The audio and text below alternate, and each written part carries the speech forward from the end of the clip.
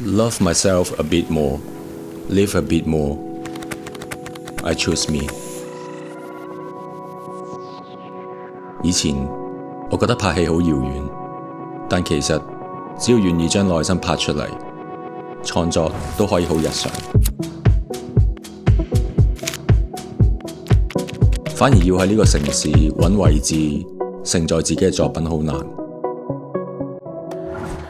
去了很多不同的家。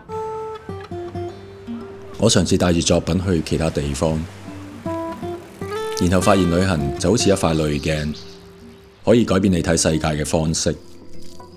平凡嘅街角都可以係一個景點。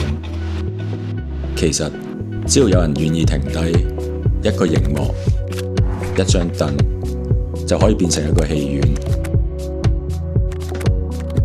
流動放映係一種自救，亦係一場我同作品之間嘅旅行。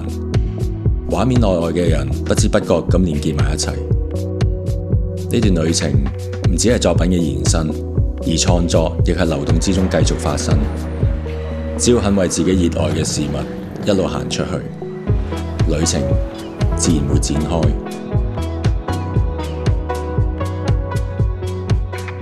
Your turn, gotta go your way.